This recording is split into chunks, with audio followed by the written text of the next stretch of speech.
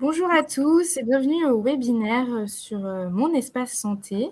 Je vais rappeler les bonnes pratiques pour ce webinaire, mais vous les connaissez déjà tous. Il y aura une session de questions-réponses durant la présentation et à la fin de la présentation. N'hésitez pas à poser vos questions dans l'onglet qui est dédié aux questions.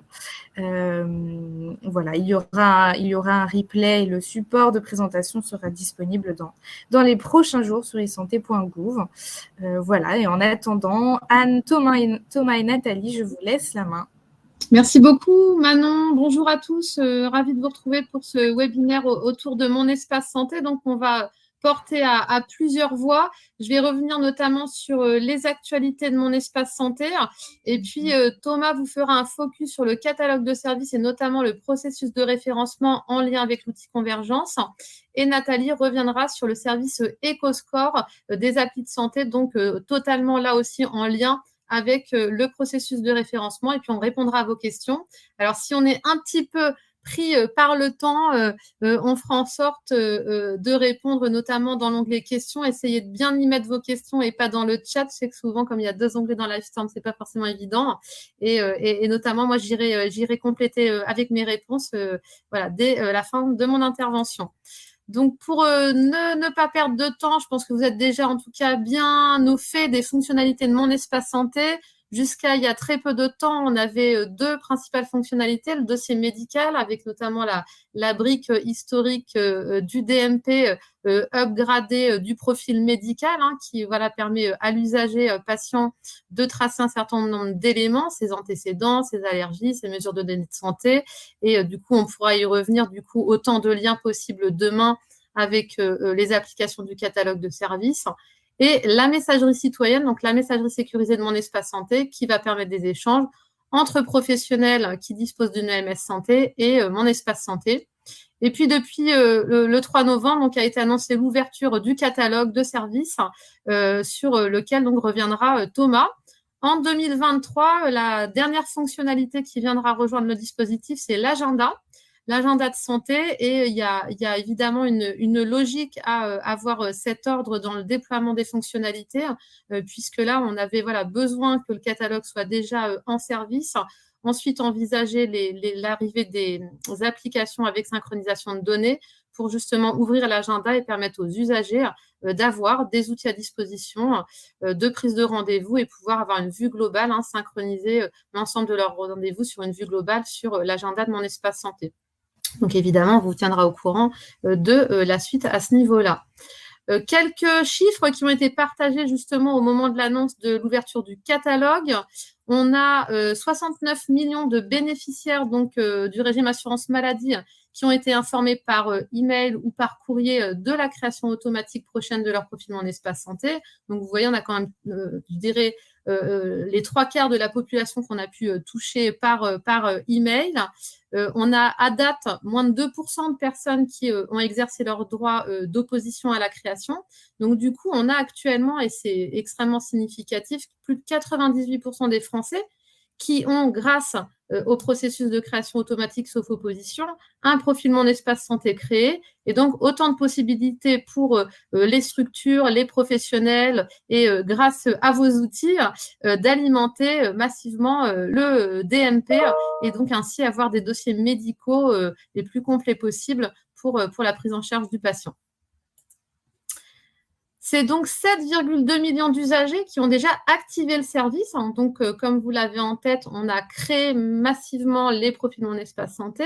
Et donc, on fait maintenant tout pour inciter les usagers à les activer et à être justement actifs sur leur profil en termes d'alimentation, de consultation. On a des usages déjà très concrets du service avec plus de 7,2 millions de documents ajoutés depuis février 2022. 42% de ces usagers ont ajouté au moins une mesure de données de santé. Donc, c'est ce que je vous indiquais, c'est une des rubriques du profil médical avec des mesures comme le poids, la taille, la tension, la glycémie, la température, etc., etc. Il y en a un certain nombre. Et plus de 5000 messages déjà échangés avec les professionnels de santé. Et puis, on a aussi un premier retour quant à la consultation de l'espace par les usagers, puisqu'on a 30% des visiteurs qui reviennent d'un mois à l'autre. Donc, voilà, ça témoigne d'un début d'adhésion. Et évidemment, on sait qu'il y a encore un très gros travail de communication, de pédagogie à faire, tant au niveau des usagers que des professionnels pour amener les usages de mon espace santé. Donc là aussi, j'y reviens rapidement, vous voyez cette courbe exponentielle d'alimentation des documents. Et puis, je dirais que ce qui est extrêmement symbolique, c'est qu'en peu de temps, on a déjà fait x2 par rapport voilà, aux 10 ans qu'on a pu connaître avec le DMP historique. Donc, c'est voilà, un signal fort et qui montre bien tout l'intérêt du processus de création automatique, sauf opposition. Là aussi, quelques chiffres à vous partager en termes d'alimentation du DMP. Entre janvier 2022 et septembre 2022. Donc, vous aurez évidemment tous ces premiers retours, tous ces premiers chiffres dans le replay. Mais voilà, c'est intéressant. Et on va continuer, bien sûr, à travailler sur les indicateurs. Je sais qu'il y a énormément d'attentes. Ça va venir. On voulait vous faire un retour parce que c'est peut-être ce qui est le plus intéressant en termes, je dirais, de projection par rapport à l'utilisation justement des outils. Et on voit là aussi tout le sens de l'avancement, voilà, de l'équipement des établissements avec des solutions référencées Ségur pour pouvoir amorcer dans de bonnes conditions les usages. On a conduit une expérimentation Mon Espace Santé dans 150 établissements pilotes, vous voyez, avec un maillage sur l'ensemble du territoire, une grande diversité de types d'activités et de types de structures, et aussi des niveaux de maturité technique hétérogènes qui ont permis voilà, d'identifier les freins, les leviers, les éléments sur lesquels on doit travailler collectivement. Et là, du coup, on a fait un bilan du retour d'expérience. Je vous en partage quelques éléments et vous pourrez retrouver l'intégralité sur le site e-santé. C'est vous dire donc les principaux usages qui ont été déployés sur le terrain très concrètement pendant l'expérimentation. C'est d'abord tout le travail autour de la transmission des documents de sortie, donc compte rendu opératoire, notre lettre de liaison. Et ces usages concrètement, c'est l'alimentation du DMP, voilà notre priorité en vague 1 du Ségur, l'envoi vers la messagerie citoyenne des documents réglementaires, et on rappelle bien sûr l'arrêté du 26 avril 2022. Donc, on a vraiment cette volonté des structures de partager ces documents et puis pour certains d'aller plus loin.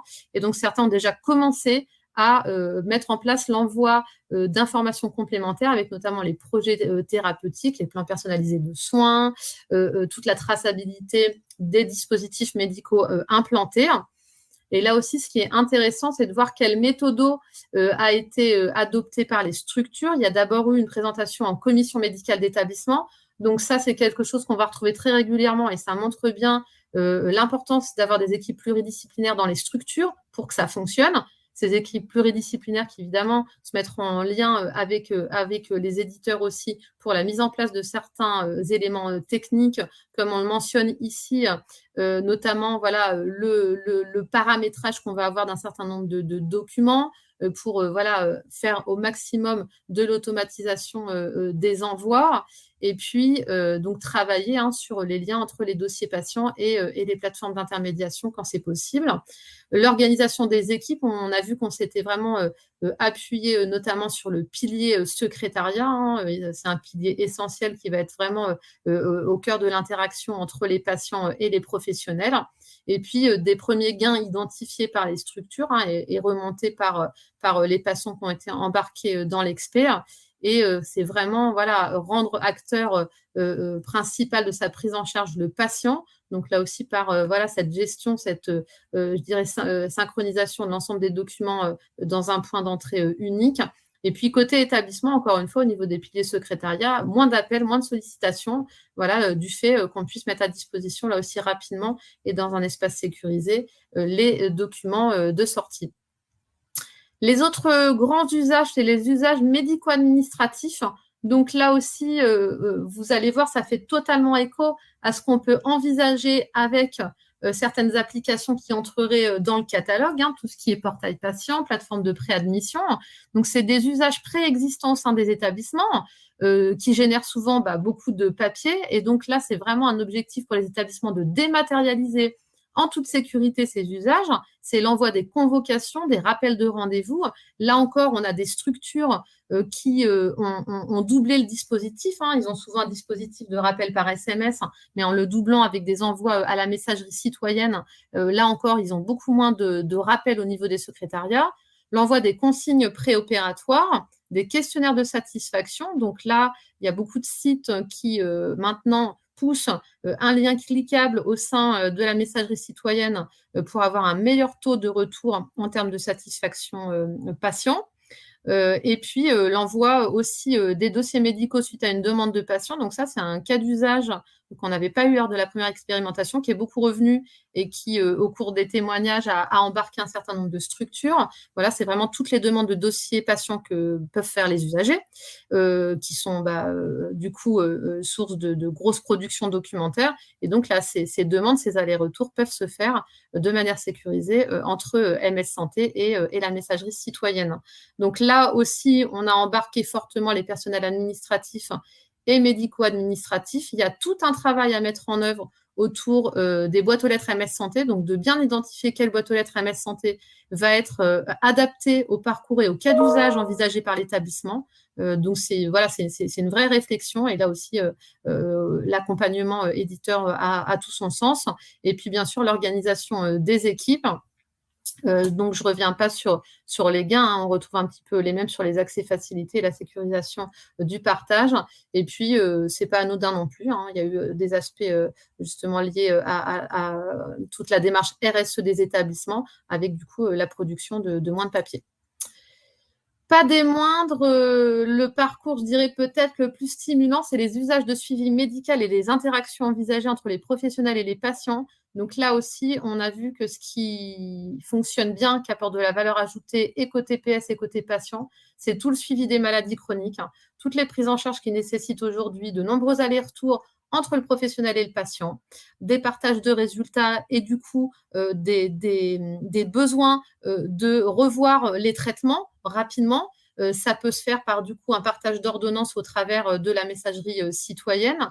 Là aussi, ça peut éviter des déplacements patients quand ce n'est pas nécessaire. Donc, c'est toutes ces prises en charge qui ont été mises en avant et expérimentées.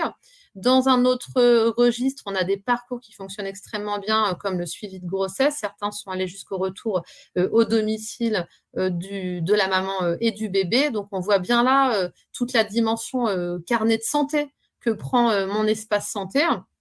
Et donc là aussi, en termes de paramétrage technique, beaucoup de travail sur tout ce qui est gestion de l'interaction entre les professionnels et les patients. Là aussi, le paramétrage des boîtes aux lettres. Est-ce qu'on veut gérer ou pas les réponses des patients? Est-ce qu'on veut faire en sorte que le patient nous réponde? Voilà, il y a des cas d'usage qui ne vont pas nécessiter de retour patient et pour lesquels les professionnels aimeraient paramétrer plus confortablement la fin de la conversation, et puis d'autres qui, au contraire, sont complètement enclins à garder le canal ouvert. Donc, il y a tout ça qui est à prendre en compte, mais ces usages de suivi médical sont évidemment regardés de près et fortement appréciés en pré et en post-op également beaucoup, et aussi sur des échanges dans des spécialités en forte tension côté ressources.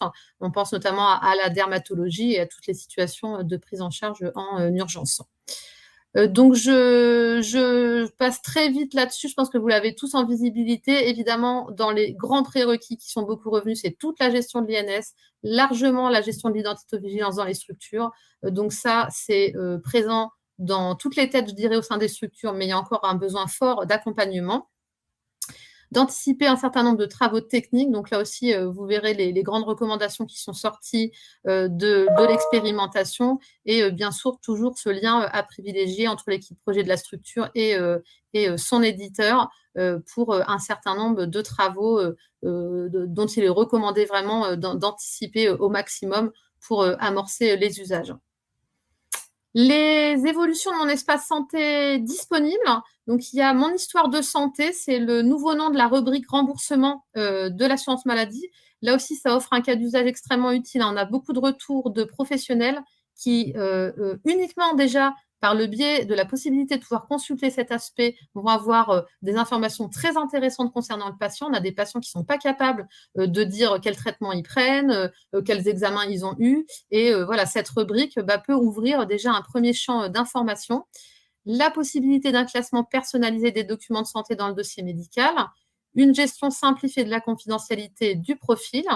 Et puis, on va avoir aussi tout un travail qui est en cours sur le regroupement des notifications, puisque vous le savez, on notifie l'usager dès lors qu'un document, un message est alimenté dans mon espace santé, que pour la première fois, un professionnel a pris la main sur mon espace santé. Et donc, voilà, pour ne pas noyer en notification l'usager, il y a tout ce travail d'information, bien sûr, de traçabilité, mais aussi de regroupement des infos pour je dirais, en un seul canal, ici sur 24 heures, pouvoir prévenir le patient. Et puis, la rubrique vaccination qui affiche désormais le calendrier vaccinal officiel. Tout ça pour dire qu'encore une fois, mon espace santé, ça vit au gré des remontées de terrain et il y a des mises à jour très régulières du service. Donc là aussi, d'ici fin d'année, ce qui est très important en termes d'adhésion, c'est la mise en place de la biométrie. Donc là, clairement, au niveau de l'application mobile, ça va faire décoller les usages. L'agenda médical, j'y reviens pas, je vous le disais, qui est annoncé en 2023. Et puis là aussi, retravailler sur les notifications email, être plus clair, être plus compréhensible pour le plus grand nombre d'usagers. Et l'intégration d'une fonctionnalité pour les aidants aussi qui est prévue dans la roadmap. On a également énormément de remontées pour faire en sorte que mon espace santé se soit accessible et au profit des 13 millions d'usagers qui, pour une raison X ou Y aujourd'hui, sont, je dirais, en situation de fracture numérique technique et ou par l'impossibilité, par un handicap, etc., impossibilité d'accéder par eux-mêmes aux services. Voilà, je vous invite fortement à consulter la boîte à outils Mon Espace Santé qui est sur e-santé.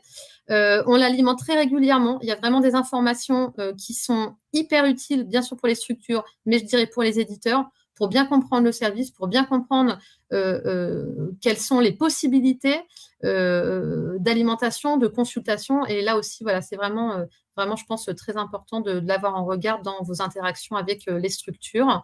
Je vous ai repartagé très rapidement les informations concernant justement toute cette sphère inclusion, accompagnement des utilisateurs et le fait qu'on met en place un réseau d'ambassadeurs avec des coordonnateurs sur l'ensemble du territoire, donc un coordonnateur Mon Espace Santé par région qui est intégré soit à l'ARS, soit au grade suivant les territoires et qui est en charge de l'animation de ce réseau d'ambassadeurs pour avoir des actions de sensibilisation, ateliers au sein de structures, etc., pour accompagner les usagers à activer et à comprendre les objectifs et les fonctionnalités de mon espace santé. Donc là, il y a encore une fois beaucoup de travail à prévoir. Ça va passer par la sensibilisation et aussi le renforcement de la communication. Là aussi, on essaie de mettre à disposition sur e-santé notamment un certain nombre d'informations. Ça passe aussi par le partage de ces informations sur le site Amélie. Voilà, on essaie vraiment de toucher plus largement les professionnels et les structures. Je vais prendre vos questions et regarder dans l'onglet questions directement et passer la parole à Thomas pour qu'on puisse être tous bien dans les temps. Merci beaucoup Anne. Bonjour à tous et à toutes. Donc un focus sur le catalogue de services et sur le processus de référencement en lien avec la plateforme Convergence. Julien Allard du GIE César Vital vous a fait une première présentation hier en séance plénière, donc des grands principes du catalogue de services. L'idée aujourd'hui dans ce webinaire, c'est de revenir sur ces grands principes pour les préciser et aussi donc de faire un focus sur la plateforme Convergence en vous faisant une démo de la façon dont vous devez compléter les questionnaires sur la plateforme à partir du moment où vous vous engagez dans le processus de référencement et en vous précisant que le référencement, en fait, la façon dont vous allez vous engager dans ce référencement, le passage sur la plateforme Convergence est un prérequis pour pouvoir ensuite candidater officiellement auprès du GIE César Vital. Donc les grands principes sont posés. Anne l'a précisé. Le catalogue de services a été lancé le 3 novembre dernier. Donc le catalogue de services il a pour objet de référencer tous les services numériques utiles pour accompagner les utilisateurs au quotidien dans leur santé, leur bien-être et leur maintien de l'autonomie. Ces services référencés, ils respectent en fait plus de 150 exigences qui sont en lien avec des exigences d'interopérabilité, d'urbanisation, de sécurité, mais aussi d'éthique. Tout ça aussi en lien nécessairement avec la doctrine du numérique en santé. À date, on a 12 sites et applications qui ont été référencés. Je vous ai remis la liste complète ici. Et donc, au fur et à mesure, d'autres sites et d'autres applications vont venir enrichir le catalogue de services. Sur les services éligibles, d'abord pour vous rappeler, donc c'est les grands principes.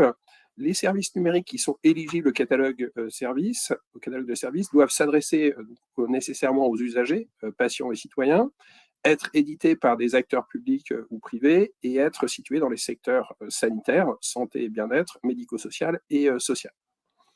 Les services numériques éligibles sont des sites web et des applications et ils peuvent être reliés ou non à un ou plusieurs objets connectés, gratuits ou payants, et en lien avec des dispositifs médicaux ou non. Donc, ce qui donne un spectre très large par rapport aux services numériques qui sont éligibles au catalogue de services. On a un processus qui se décompose en 5 étapes. Il y a une petite coquille, mais le processus se décompose bien en 5 étapes. On a une première étape où vous allez devoir auto-évaluer la conformité de votre solution. Donc, c'est le focus qu'on va faire là sur Convergence. Donc, le principe, c'est avant de déposer votre candidature officielle sur le portail éditeur du GIE Sésame Vital, vous devez donc évaluer la conformité de votre solution en répondant à des questionnaires, donc en lien avec l'interopérabilité, la sécurité et l'urbanisation, et aussi un référentiel d'exigences éthiques et déposer des preuves attendues pour ce questionnaire. Il y a une seconde étape donc, qui est de déposer la candidature sur le site du GIE Sésame Vital. Et là, vous devez donc remettre le résultat des évaluations qui ont été opérées sur la plateforme Convergence, rappeler la référence du produit qui est déclaré et ajouter les questionnaires RGPD. Il y a une troisième étape où là, la vérification de la demande va être faite par des auditeurs. Donc, dans un premier temps, ils vont recevoir le dossier et ils vont procéder à une analyse de la recevabilité administrative. Vous êtes ensuite notifié de la validation de cette recevabilité dans les meilleurs délais. Et il y a un deuxième temps où là, ils vont, une fois la recevabilité administrative faite, donc toute la complétion que vous allez faire, que vous avez faite plutôt des questionnaires, va être auditée par des vérificateurs. Ça, c'est la troisième étape. Il y a une quatrième étape où là, donc, qui consiste à valider la solution que vous soumettez au référencement. Donc, il y a 3 conditions préalables et qui sont cumulatives, qui sont nécessaires à ce référencement.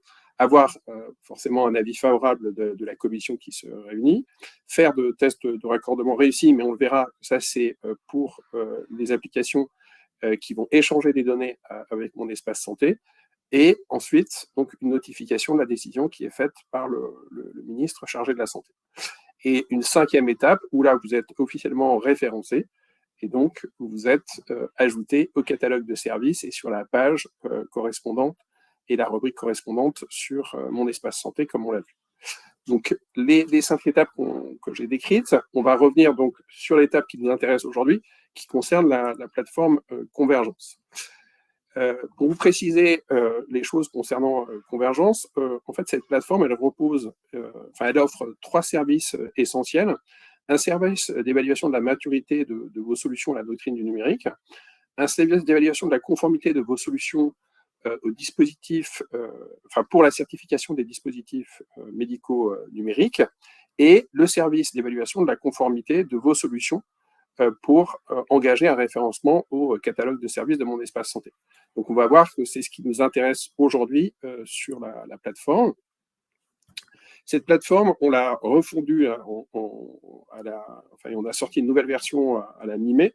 Elle repose sur 3 notions clés, 3 principes clés, qui sont les notions de parcours, de démarche et de produit. Donc, cette nouvelle plateforme, elle est construite autour de parcours, dont le parcours Mon Espace Santé, on va le voir dans la démo que je vais vous faire. À ces parcours sont rattachées des démarches, Donc, pour le parcours Mon Espace Santé, il y a 2 démarches. Une démarche référencement sans échange de données et une démarche référencement avec échange de données. Et la notion de produit. Donc, ce que vous allez devoir faire, c'est en tant qu'utilisateur, en fait, lier un produit que vous avez créé ou que vous avez déjà ajouté sur la plateforme à une démarche que vous aurez sélectionnée. Donc, c'est les 3 principes clés que vous devez connaître pour pouvoir utiliser la plateforme Convergence. On va le voir plus précisément au cadre de la démo. Donc là, ce que je vous propose, c'est de vous faire une démonstration du cas d'usage, donc Mon Espace Santé. L'objectif, c'est bien d'évaluer la conformité de votre solution en vue de la faire référencer au catalogue de services. Donc, je vais reprendre la main sur le partage pour pouvoir vous montrer. Donc là, prendre la main, partager.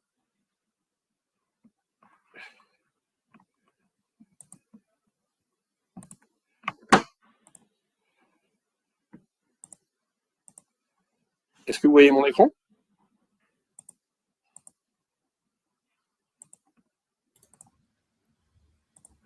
Là, Thomas, je vois toujours le slide accès à la démonstration. Ah, ça y est, c'est en train de charger. Ouais. Là, pour l'instant, on ne voit rien de très précis, mais on est sur ton écran, là. D'accord. Là, vous voyez mon écran ou pas? Ouais. Donc là, là, c'est le bureau. Le partage de mon écran? Oui.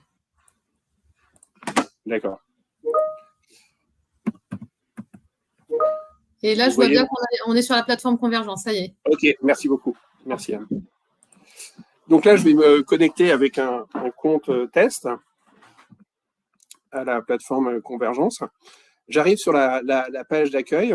Cette page d'accueil, on l'a organisée justement autour de ces 3 notions clés, les notions de parcours, de démarche et de produit. Donc, on rappelle les différents parcours que vous pouvez sélectionner. Donc, le parcours doctrine numérique en santé, certification des dispositifs médicaux numériques et aussi Mon Espace Santé.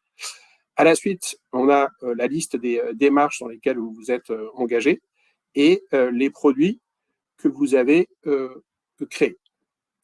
Donc, on va ici s'intéresser au parcours Mon Espace Santé. Donc, je suis intéressé par ce parcours. On a une page de présentation du parcours où vous retrouvez donc toutes les informations rattachées à Mon Espace Santé de manière très, très succincte et les 2 démarches dans lesquelles vous pouvez vous engager. Donc, on va s'engager dans la démarche référencement sans échange de données. Là, vous allez pouvoir ajouter un produit à la démarche. Sur cette page, vous avez aussi des informations sur la façon de compléter cette démarche. Donc, on vous rappelle la façon que vous devez évaluer vos produits sur les 4 thèmes suivants. Et également les produits que vous allez pouvoir rattacher à cette démarche ou vous avez déjà rattaché à cette démarche. Donc là, on va partir du principe que vous souhaitez ajouter un nouveau produit à cette démarche. Donc là, vous revenez sur la page d'ajout, de création d'un produit. Donc là, on est sur une étape, enfin sur un ajout et une création en 3 étapes. Une première étape où vous allez donner des informations d'identification de votre produit. Une deuxième étape de qualification et une troisième étape récapitulative. Donc là, on va donner le nom du produit. J'ai mis donc test MES webinaire GNI, version 1, type de produit socle, responsable 1, description du produit test. Suivant.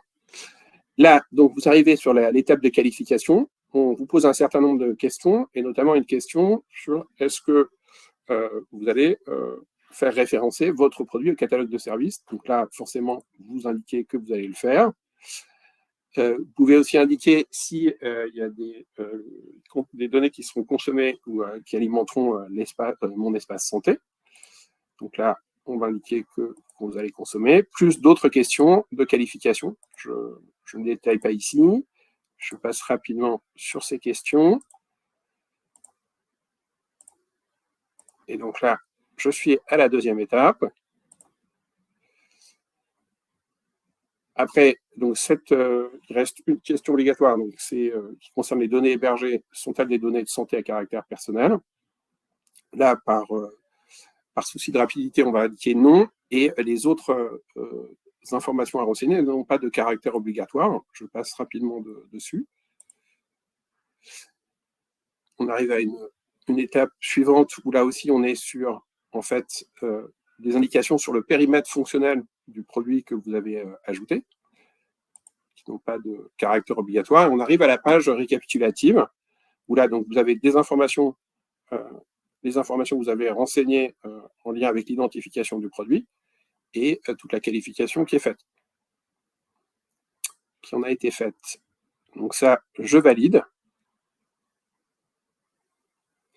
Et là, vous arrivez donc sur cette page où vous allez pouvoir vous lancer de manière très opérationnelle dans le référencement sans échange de données, en tout cas de compléter les questionnaires convergence en lien avec ce référencement. Donc là, vous allez devoir renseigner les questionnaires liés à la doctrine, 3 questionnaires concernés, donc le questionnaire interopérabilité, urbanisation, sécurité et le référentiel d'exigence en lien avec l'éthique. Donc, par souci de rapidité, là aussi, j'ai déjà complété un questionnaire pour un produit.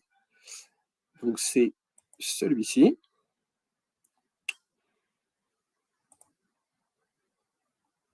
Je vais vous montrer quand même, là, on retrouve, je vais vous montrer un exemple de questionnaire lié à la doctrine. Donc là, pour interopérabilité, vous retrouvez donc toutes les questions en lien avec l'interopérabilité pour le produit que vous avez ajouté. Et donc des questions en lien avec le CISIS, par exemple, tous les référentiels d'interopérabilité. Et donc vous devez compléter l'ensemble de ces questionnaires. Je passe rapidement dessus. J'enregistre comme brouillon. Et donc, de la même façon, vous allez devoir compléter le questionnaire urbanisation et le questionnaire évaluation en lien avec la sécurité. Pour le questionnaire éthique, le référentiel d'exigence, donc là, la façon dont le questionnaire se présente, on est sur des exigences donc, qui sont spécifiques à ce questionnaire. Donc là, on retrouve des exigences liées à l'éthique, à l'accessibilité, à la transparence sur le traitement des données, à l'intelligence artificielle, au développement durable. Donc là aussi, par souci de rapidité, j'ai complété déjà les questions. Vous avez 3 possibilités. Soit vous indiquez que le critère n'est pas applicable, ou vous êtes non conforme ou conforme. Et on va voir que si vous êtes conforme, là, vous devez ajouter une preuve. Donc, je l'ai fait pour la plupart des questions. J'en ai laissé une pour vous montrer comment il fallait compléter une preuve. Donc, on récapitule d'abord le scénario rattaché à cette exigence. Vous allez devoir décrire le document rapidement, parcourir. Donc là, sélectionner la preuve, indiquer que la preuve est en lien avec le scénario 1, 2 ou 3, ajouter la preuve, indiquer que le dépôt est finalisé. Donc là, pour l'ensemble du questionnaire, j'ai renseigné donc, pour chaque question les preuves, indiquer si j'étais conforme ou non conforme, ou alors si l'exigence ne s'appliquait pas. Vous précisez aussi qu'on a des preuves à caractère obligatoire, enfin des exigences à caractère obligatoire et des exigences optionnelles. Vous êtes dans vous devez renseigner l'ensemble des exigences. Enfin, vous devez, c'est ça, renseigner l'ensemble des exigences, qu'elles soient à caractère obligatoire ou optionnel. Donc là, j'ai ajouté l'ensemble des preuves. Je vais valider le questionnaire. Et à ce moment-là, on va m'afficher l'information que la démarche que j'ai engagée en lien avec le référencement Mon Espace Santé sur la plateforme Convergence est terminée.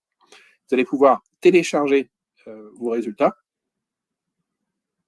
Voilà, ils apparaissent en haut à droite. Et ensuite, accéder au portail de demande de référencement, donc éditeur.monespacesanté.fr, sur lequel vous allez pouvoir récupérer et sur lequel vous allez pouvoir plutôt déposer l'ensemble des résultats que vous avez obtenus sur la plateforme Convergence et qui permettent d'avérer votre conformité au dispositif de Mon Espace Santé. J'arrête la démo. Je reviens sur le... Est-ce que vous voyez bien le... Je suis revenu, très bien. Oui, ouais, c'est bien revenu. Voilà. Donc là, l'objectif, c'était vraiment de vous montrer chacune des étapes que vous devez réaliser pour compléter les questionnaires donc, en lien avec le référencement Mon Espace Santé, en considérant que c'est un prérequis en fait à votre candidature que vous allez faire officiellement ensuite sur le portail du GIE. On voit donc que c'est des questionnaires en lien avec la doctrine et un questionnaire éthique concernant des exigences dans lesquelles vous devez apporter des preuves si vous indiquez que vous êtes conforme à l'exigence. Et une fois cette étape franchie, donc vous devez remettre les résultats que vous avez obtenus sur Convergence, ainsi qu'un questionnaire RGPD que vous récupérez par ailleurs, comme je vous l'ai indiqué, au GIE Cézanne Vital pour qu'il puisse d'abord vérifier votre candidature, la recevabilité à votre candidature administrative et ensuite auditer l'ensemble des pièces que vous avez fournies.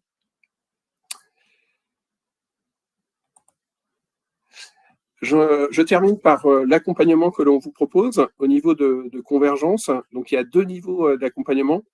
Vous pouvez nous envoyer des emails sur la boîte support. On vous répond dans un délai de 24 à 48 heures. Donc, n'hésitez pas à nous poser toutes questions en lien avec la complétion des questionnaires, l'utilisation de la plateforme ou en lien avec les questions qui seraient posées dans les différents questionnaires ou sur le référentiel d'exigence.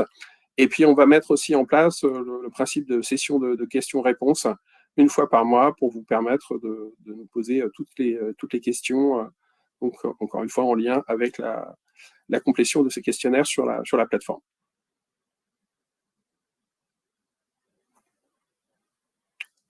J'en ai fini pour cette présentation.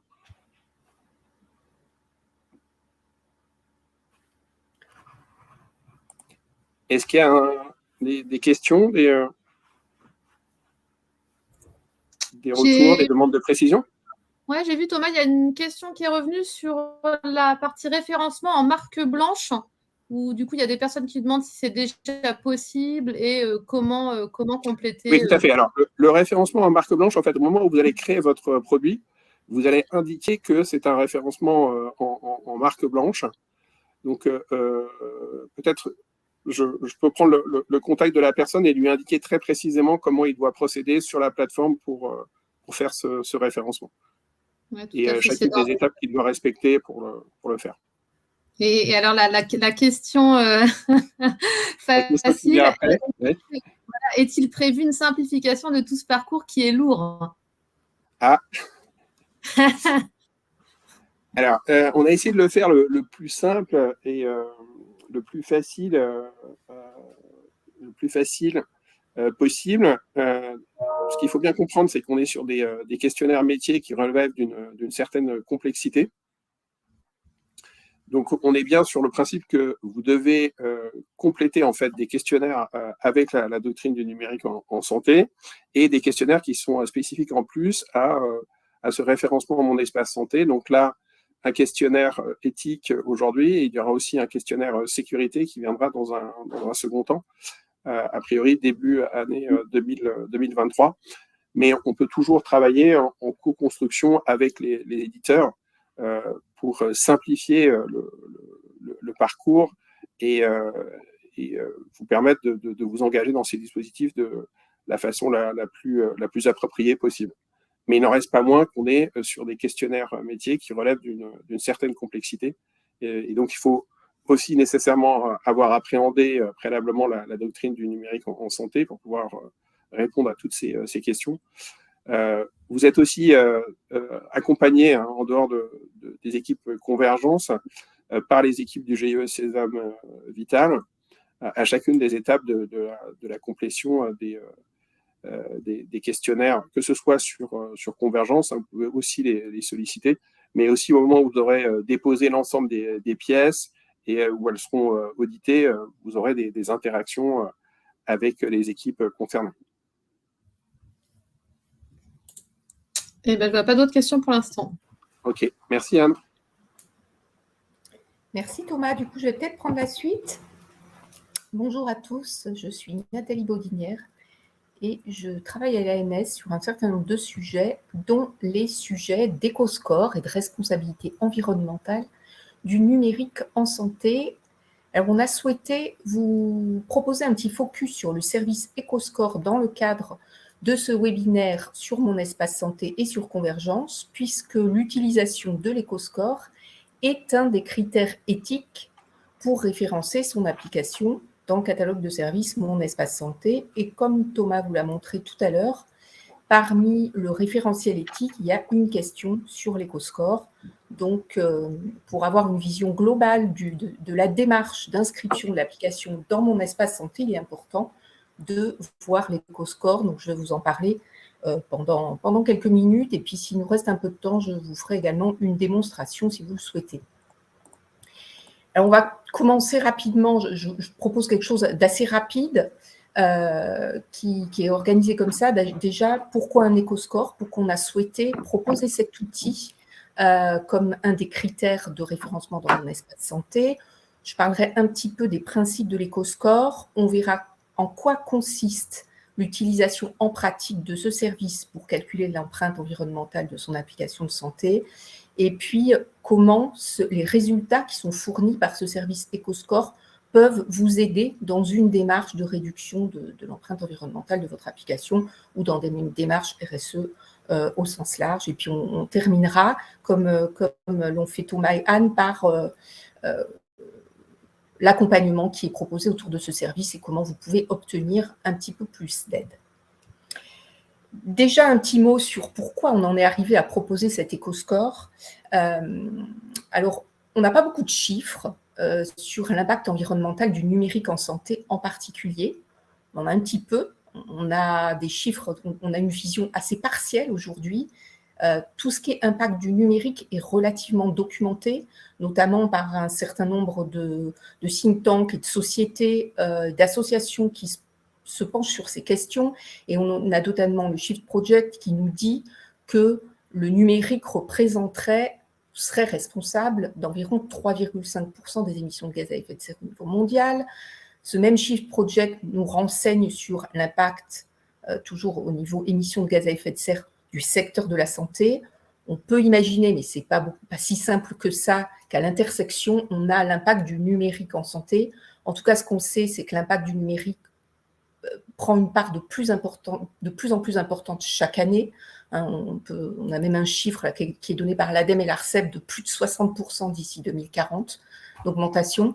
Donc, on peut raisonnablement se dire, et c'est un sujet d'actualité, que le numérique en santé a sa part et a une part dans l'impact, en tout cas dans les émissions de gaz à effet de serre et dans l'impact écologique globalement. Et en santé, peut-être plus que dans d'autres secteurs, c'est une préoccupation première puisque selon le principe de non-malfaisance, la santé a une mission de ne pas nuire aux patients qu'il cherche à soigner.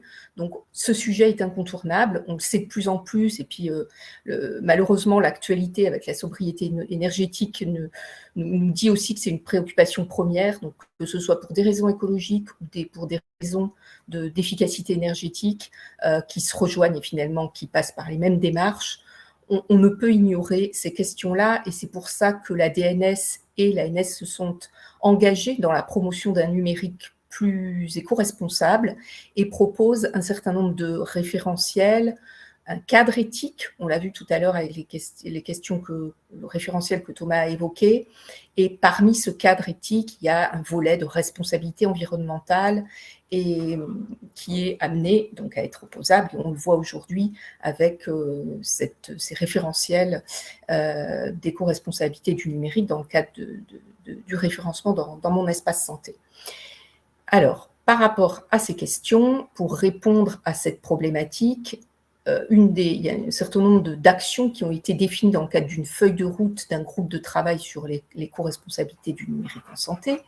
Et parmi les objectifs, il a été question de proposer un outil pour mesurer l'impact environnemental de l'utilisation d'une application de santé. Et c'est ce service dont on va parler aujourd'hui, qui s'appelle le service EcoScore, et qui répond aux démarches classiques de qualité, où il s'agit de mesurer à un moment donné, d'avoir une première photo d'une question, ensuite d'identifier des actions dans une démarche d'amélioration, et puis de faire un suivi, d'engager ces actions et de faire un suivi régulier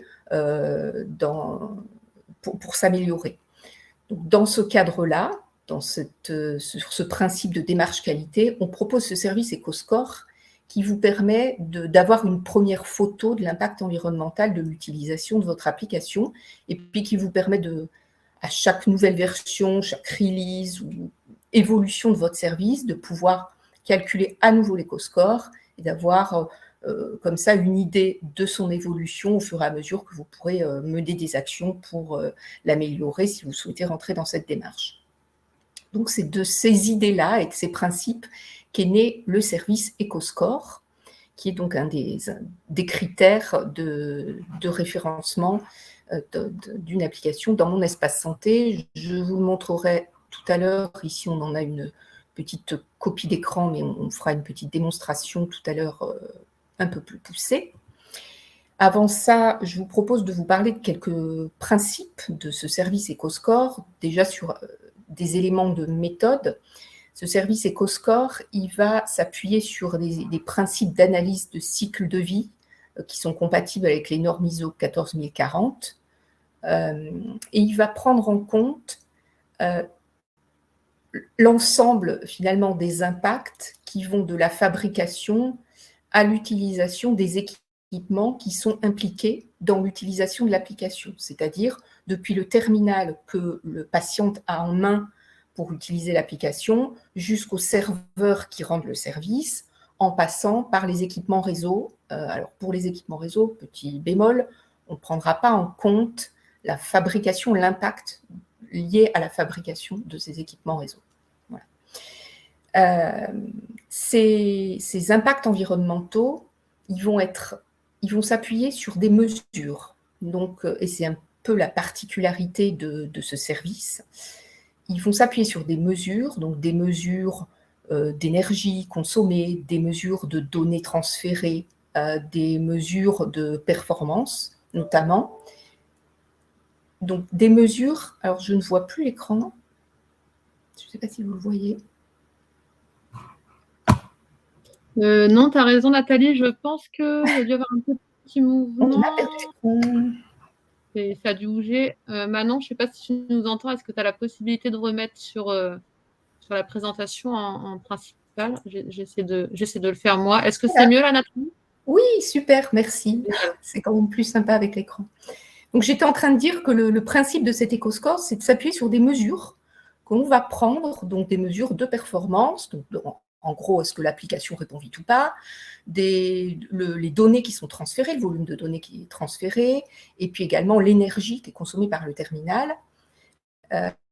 sur lequel on utilise l'application. Et c'est sur la base de ces mesures et d'une modélisation des impacts environnementaux à partir de ces mesures qu'on va être capable de vous donner des indicateurs, que le service EcoScore va donner des indicateurs qui sont des indicateurs. Alors, il y a 2 types d'indicateurs qu'on va proposer, qui n'ont pas tous le même objectif. D'abord, on a les indicateurs, c'est ceux qui sont écrits en bas, ce qui n'est pas très logique. Les indicateurs d'impact environnemental usuels, on va dire, c'est-à-dire la consommation d'eau, de terre. On sait que pour la fabrication des équipements consomme beaucoup de métaux, par exemple, minerais, et pour leur extraction, ça utilise énormément de terre. Et donc, c'est ça qu'on va finalement modéliser et puis retranscrire par un indicateur de terre consommée. Et puis également, l'indicateur peut-être le plus connu de tous, qui sont les émissions de gaz à effet de serre, donc de CO2, dues à l'utilisation de l'application. Donc ça, c'est les impacts, on va dire, classiques, les indicateurs classiques. Et on va également vous donner, grâce au service EcoScore, un autre type d'indicateur qui est plus ici un indice de sobriété environnementale de l'application. C'est quelque chose qui va être normalisé et qui va permettre une comparaison entre applications de même type, qui répond à un même fonctionnel, on va dire, et qui va permettre une comparaison également au cours du temps, si vous souhaitez mesurer votre EcoScore une fois que vous avez fait certains aménagements pour voir comment ça a évolué. Donc, ça, c'est quelque chose qu'on peut comparer, si on veut, pour donner une idée de cet indice avec, par exemple, l'indice d'efficacité énergétique des appareils de grande consommation, enfin des appareils électroménagers, on connaît bien. Donc, ça, c'est un indicateur qui ne mesure pas la même chose, bien sûr, qui est plus la sobriété environnementale de l'application. Mais pour vous donner une idée de à quoi ça peut correspondre, c'est quelque chose qui est normalisé par interaction unitaire avec l'utilisateur et qui va traduire, et c'est là où ça va être intéressant pour vous, éditeurs, ça va traduire 3 facteurs d'impact qui sont intrinsèques à l'application et donc sur lesquels vous pouvez agir, que sont l'énergie, les données et la performance. Et cet indicateur, on va vous le donner de façon détaillée pour chaque étape fonctionnelle de votre application. Ce qui fait que ça vous permettra d'identifier là où vous pouvez vraiment agir, fonctionnalité par fonctionnalité, si on veut dire, là où vous pouvez agir pour vous améliorer. Et c'est en ça que c'est intéressant si vous voulez utiliser cet outil dans le cadre d'une démarche d'amélioration, de réduction de l'impact environnemental. Et enfin, au niveau des principes clés, les résultats qui vont être fournis par l'EcoScore sont le plus fiables possible, parce qu'ils sont basés sur des mesures, justement, qui sont pris sur des terminaux physiques qui sont tout le temps les mêmes, dont on maîtrise en conditions réelles, puisque c'est des terminaux réels, mais des conditions maîtrisées. Donc, c'est-à-dire qu'on va pouvoir avoir des résultats qui sont reproductibles. Si vous faites une mesure aujourd'hui, ou une mesure dans 1 mois ou dans 2 mois, vous aurez des choses qui sont comparables, des valeurs, des résultats, des indicateurs qui seront comparables entre eux. Et pour finir, j'ai déjà dit, mais ça introduit la suite, les résultats sont donc basés sur des mesures qui sont prises sur des terminaux physiques pendant l'utilisation de l'appli, selon un parcours qui est caractéristique de l'usage de votre application. Et ça, c'est important à savoir parce qu'il faudra que vous le définissiez, ce parcours, pour mesurer votre EcoScore. On verra tout à l'heure peut-être un petit peu plus en détail.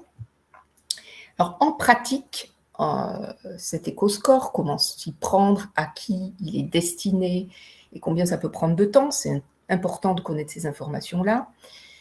Aujourd'hui, le service EcoScore, il concerne les éditeurs qui souhaitent inscrire leur application dans le catalogue de services de Mon Espace Santé. Donc, il vous concerne tous, vous qui assistez à ce webinaire. Il est important également de savoir que pour utiliser le service EcoScore, il est important de disposer d'un profil technique. Donc, on va plutôt mobiliser, ou vous conseille fortement de mobiliser une personne qui aura un profil soit d'automatisation des tests, soit un développeur, selon les personnes que vous avez dans votre équipe. C'est important pour que le calcul soit le plus fluide possible et ne vous prenne pas trop de temps. Au niveau de ce délai, On préfère également vous indiquer qu'il faut un délai de... Ce n'est pas un travail en continu, on parle bien d'un délai et pas d'une charge, un délai de 2 semaines à 6 semaines éventuellement.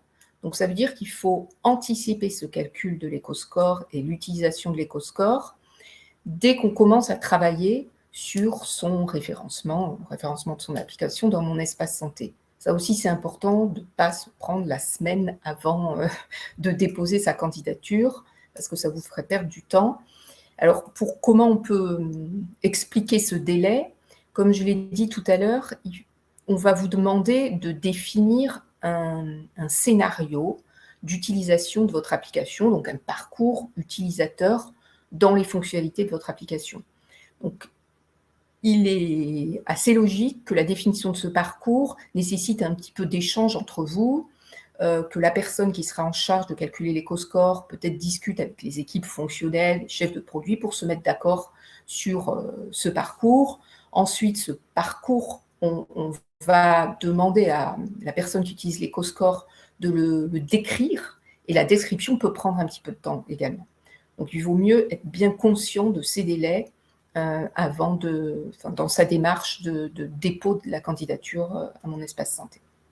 Ensuite, dernière chose à savoir, c'est qu'aujourd'hui, aucun seuil n'est exigé pour candidater dans le catalogue de services de mon espace santé. C'est-à-dire qu'on vous demande d'avoir calculé l'éco-score, de l'indiquer dans Convergence, mais quel que soit votre résultat, ça n'est pas éliminatoire. Il faut simplement avoir calculé l'éco-score. Je prendrai des questions tout à l'heure, j'imagine qu'il va y en avoir. Au niveau du processus, donc ce processus de mesure de l'éco-score et puis tous les indicateurs dont j'ai parlé tout à l'heure, alors ce processus, il est en 5 étapes. Je vais les résumer, je vais pas aller dans le détail. Il y a un certain nombre, vous le verrez dans l'accompagnement, on organise des démonstrations régulières, des sessions de questions-réponses pour aller plus dans le détail. Ici, c'est pour donner une vue d'ensemble. Donc, ces 5 étapes, il va y avoir 2 premières étapes qui sont plus des étapes déclaratives, où on va déclarer son application dans le service EcoScore et on va mettre en place l'environnement pour pouvoir faire les mesures. Ça va très, très vite. L'étape 3, on va ensuite vous donner quelques recommandations pour définir le parcours utilisateur qu'on va utiliser pour prendre les mesures. Donc, c'est là où il y a quelques réflexions à se dire. Évidemment, il y a des fonctions évidentes par lesquelles on va passer, puis il y en a peut-être d'autres qui ne sont peut-être pas représentatives de l'utilisation standard de votre application. On conseille de passer par un maximum de choses pour avoir un éco-score qui vous soit utile, puisqu'on vous donne le détail des indicateurs par étape. Donc, vous avez intérêt à mettre un maximum de choses. Voilà. Ici, il y a des réflexions sur quel parcours j'utilise pour calculer mon éco-score. Ensuite, l'étape 4, on va demander à la personne qui utilise l'éco-score, auquel vous aurez confié ce calcul-là, de transcrire finalement ce parcours, ce petit scénario utilisateur dans un langage relativement simple et de réaliser des mesures pour ajuster les choses et puis arriver à une mesure finale qui sera réalisée en étape 5 et là vous aurez un éco-score. Alors je vais tenter un partage d'écran pour vous faire une petite démo.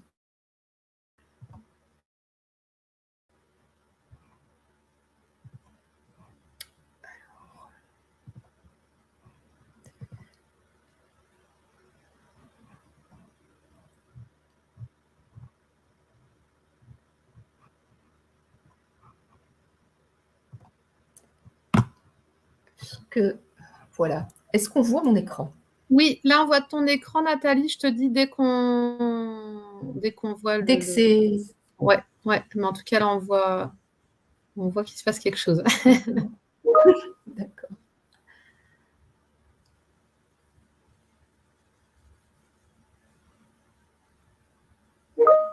C'est toujours pas bon? Non, je vois que l'écran, ton écran, mais sur l'onglet Livestorm. Oui. Alors, je vais peut-être y retourner du coup, parce que c'est étonnant. Je vais recommencer. Yes.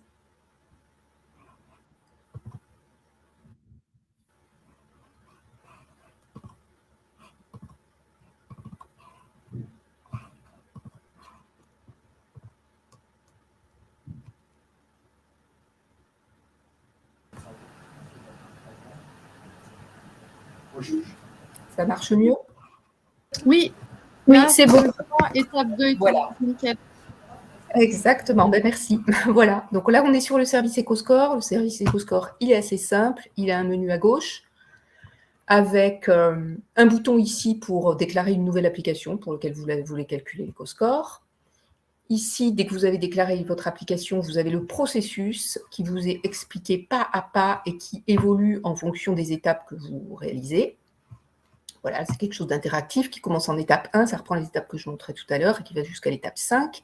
Et vous avez toutes les explications des choses que vous devez réaliser à chaque étape. Et une fois que vous avez terminé l'étape 2, par exemple, ça passe en étape 3 avec la documentation qui vous est fournie sur ce que vous devez réaliser à chaque étape. Une fois que vous avez vos résultats, le score est disponible ici, dans l'onglet EcoScore, avec un certain nombre de détails, on le verra tout à l'heure. Juste pour vous indiquer que vous avez une section aide, qui est important d'utiliser. Vous avez une aide générale, vous avez accès à la méthodologie en détail, à plus de documentation sur l'utilisation du service, avec des vidéos, des choses un petit peu plus détaillées, les questions fréquentes, et un certain nombre de documentations approfondies et surtout, vous avez également des contacts et la possibilité ici de communiquer en temps réel par chat avec une assistance en ligne. Voilà, donc si vous ne trouvez pas vos réponses dans la documentation, que vous vous posez une question et que vous avez besoin d'une réponse assez rapide, vous pouvez bien sûr faire appel, c'est là pour ça, à ce service chat qui est ici en bas à droite. J'en profite puisqu'on regarde l'écran ici pour vous donner un petit mot sur les résultats. Donc les résultats, ils se présentent en 2 pages, déjà une vision globale avec ici l'éco-score et puis certaines, on va dire, petits détails sur cet éco-score. Cet éco-score, il peut se décliner en 3 volets. Un volet performance, énergie et données. En fait, ce sont les mesures que l'on réalise qui permettent de calculer ces 3 scores détaillés. Alors, je ne l'ai pas dit, mais c'est important. L'éco-score, plus il est élevé, plus il s'approche de 100, plus il est bon. Alors, peut-être que j'anticipe une question. Pourquoi la performance? Performance, ce n'est pas un indicateur classique de l'impact environnemental, c'est certain. Mais la performance, on l'a retenue parce qu'on voit bien que si un service n'est pas très performant, c'est-à-dire que si les pages mettent du temps à arriver, si une application ne répond pas très vite, l'utilisateur va avoir tendance à répéter ses actions, à recharger la page, à recommencer, ce qui générera des requêtes, des données qui vont être transférées en plus, et qui donc, du coup, assez mécaniquement, aura un impact environnemental. Donc c'est important aussi de l'avoir en tête. Et on fournit en bas, ici, un petit peu plus de détails. Ici, c'est des scores qui sont comparés, normalisés par étape, comparés par rapport à 100, ramenés sur une valeur 100. Ici, on va avoir les valeurs absolues des mesures qui ont été faites au niveau de la consommation d'énergie, des données transférées, de l'utilisation du processeur. Et ici, on arrive sur l'empreinte environnementale selon les indicateurs classiques, usuels, le dégagement de gaz à effet de serre, la surface de terre mobilisée et l'eau consommée. Voilà. Et ensuite, vous pouvez avoir quelques indicateurs pour vous situer par rapport à tous les sites et services qui utilisent l'EcoScore. Et ensuite, vous avez dans un autre onglet une vision par étape. Donc ici, on reprend chaque score, donc le score performance, le score énergie et le score données transférées, étape par étape, ce qui vous permet d'identifier les étapes qui sont le plus impactantes pour chaque score. Et donc, dans une démarche d'amélioration, vous pourrez prioriser les étapes, par exemple, est-ce que c'est l'authentification, le chargement de je ne sais quelle page, l'échange de données avec le serveur au moment où on envoie des informations, le chargement de la page d'accueil, je ne sais quoi. Vous pourrez identifier les actions à prioriser, c'est-à-dire les étapes sur lesquelles vous pouvez agir. Donc là, on voit par exemple que la saisie d'informations de recherche de cette étape est plutôt pénalisante pour la performance. C'est-à-dire qu'ici, on attend un petit peu trop et peut-être que ça va susciter pas mal de tentatives de la part de l'utilisateur. Donc c'est plutôt pénalisant. Pour l'énergie, on voit ici que c'est le lancement d'une recherche. Alors ici, c'est un service d'information en santé. On a pris un exemple d'information en santé, on lance une recherche d'information, on voit qu'ici, ça consomme pas mal d'énergie. Alors, il faudrait se poser la question de pourquoi, mais ça permet de mettre sur la piste pour identifier des actions pour s'améliorer. Voilà. Et là, sans surprise, pour ce type de service, on voit qu'il y a beaucoup de données transférées pour le chargement de la page d'accueil. Alors, je vais arrêter le partage pour repasser au support.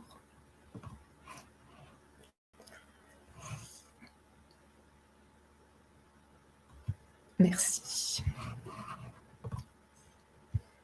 Alors, j'ai un petit peu anticipé sur cette slide qui nous dit finalement qu'est-ce qu'on peut apprendre et comment on peut tirer des informations de cet EcoScore dans vos démarches d'amélioration ou des réductions de l'impact environnemental de votre application ou de vos services. C'est via les 3 scores que j'ai présentés tout à l'heure, donc les 3 scores détaillés qui en fait révèlent qui sont les 3 facteurs d'impact intrinsèques de votre application, qui sont l'énergie consommée, la performance et les données échangées. Pourquoi l'énergie consommée? Parce qu'elle traduit finalement, c'est une mesure qui traduit peut-être le mieux et de façon assez simple la pression du logiciel, c'est-à-dire de votre application sur l'équipement, puisque l'énergie consommée va être liée au vieillissement de la batterie, et qu'on sait très bien que quand une batterie commence, par exemple sur un terminal mobile, à être moins performante, on va être amené à changer le terminal. C'est qu'un exemple, mais cette mesure de l'énergie consommée va vraiment donner une indication sur le renouvellement du terminal. La performance, comme je disais tout à l'heure, traduit la façon dont l'application induit un usage plus ou moins sobre de l'application par l'utilisateur.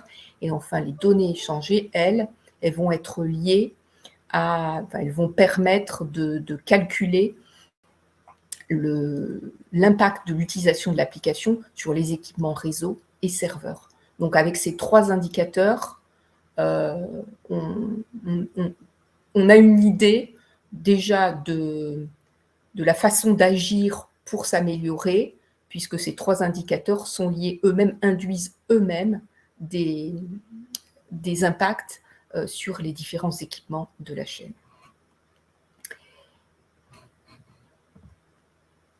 Alors, enfin, je terminerai par ce slide pour vous indiquer comment obtenir de l'aide lorsque vous êtes utilisateur du service EcoScore. Donc, vous avez un certain nombre d'aides en ligne.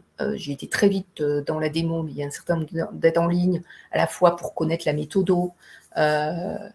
pour savoir comment décrire son scénario utilisateur, pour comprendre comment utiliser le service, pour comprendre le processus de mesure.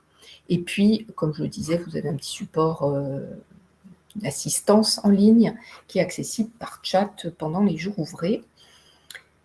J'en profite pour vous indiquer par rapport, pour terminer, par rapport à l'utilisation de l'éco-score, on organise un petit webinaire le 6 décembre à ce sujet-là pour aller un petit peu plus loin sur comment tirer parti des résultats qui sont indiqués par l'éco-score. Et voilà, donc je vais peut-être terminer par les questions. Je ne sais pas s'il y en a dans les questions, je n'ai pas encore eu le temps d'en prendre connaissance.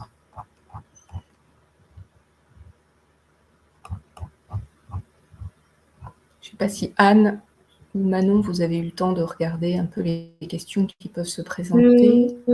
J'en vois pas, je regarde si c'est pas parti dans un autre onglet. Alors qu'est-ce que je vois? Une remarque, les téléservices en général et l'alimentation Mon Espace Santé DMP vont faire exploser l'éco-score des LGC. Alors, je ne vois pas celui-là. N'hésitez pas hein, dans l'onglet questions à les remonter.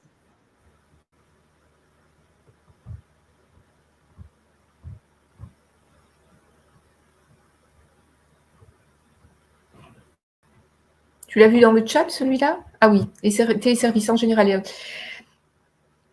Alors, c'est sûr que plus on échange de données entre services, on peut imaginer que, bien sûr, ça a un impact assez mécanique sur les équipements réseau qui sont entre les services. Le fait d'échanger des données, ça utilise le réseau. Donc, les équipements, ça les fait vieillir, ça nécessite d'avoir plus d'équipements, puis ça les fait vieillir. Donc, il y a un impact environnemental. Maintenant, la sobriété numérique, ça ne veut pas dire arrêter d'utiliser les services numériques. Donc, on est quand même obligé d'échanger des données entre les services. Mais ça rejoint une remarque que vous avez faite tout à l'heure, je ne sais pas si c'était vous, qui était de dire éviter d'envoyer en double les documents. Ça, c'est un peu l'évidence aussi. Ou peut-être envoyer des liens vers le DMP plutôt que d'envoyer des documents directement en pièce jointe des mails. Évidemment, tout ça, ce sont des mesures qui permettent de réduire les échanges et donc de réduire la consommation des équipements qui gèrent ces échanges.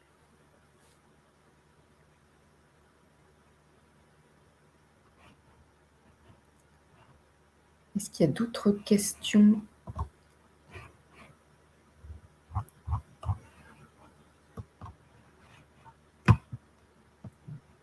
J'en vois pas, moi. Si jamais, je ne sais pas s'il y a d'autres événements prévus autour de l'éthique, Nathalie, vers lesquels renvoyer les personnes, si jamais il y avait des... Alors oui, on a donc un webinaire organisé par l'ANS qui se tiendra le 6 décembre de 14h à 15h30 et qui sera annoncé très prochainement et qui portera en détail sur l'éco-score, comment utiliser les résultats et petite sensibilisation à l'éco-conception pour aller plus loin au-delà de la mesure. Et on organise régulièrement des sessions de démo, questions-réponses, voilà, pour très pratique avec les utilisateurs du service EcoScore. Donc, n'hésitez pas, si vous souhaitez utiliser l'EcoScore également, n'hésitez pas à aller dans le service, directement dans le service, et à envoyer un petit message dans le chat sur la page d'accueil pour demander un compte. Voilà, si vous êtes amené à être candidat au référencement dans Mon Espace Santé, il ne faut surtout pas hésiter à demander en avance de phase un compte. On vous le fournira avec plaisir. Alors, je vais vous mettre dans le chat l'URL du service EcoScore si vous n'avez pas eu le temps de le noter. Je ne sais même pas si je l'avais indiqué dans la présentation. On a une question, Nathalie, je ne sais pas si on a ça sous la main, ou s'il y a une différence, quel est l'éco-score de Mon Espace Santé? Ah, mais très bonne question. On est en train d'y travailler. On est en train de travailler au calcul de l'éco-score de Mon Espace Santé. Parce que c'est sûr qu'il faut montrer l'exemple, on vous demande de le calculer, donc il est essentiel que l'éco-score de Mon Espace Santé soit calculé. Il n'est pas tout à fait finalisé, donc je ne peux pas vous le donner pour l'instant, mais je vous promets qu'on l'aura et qu'il sera diffusé et publié.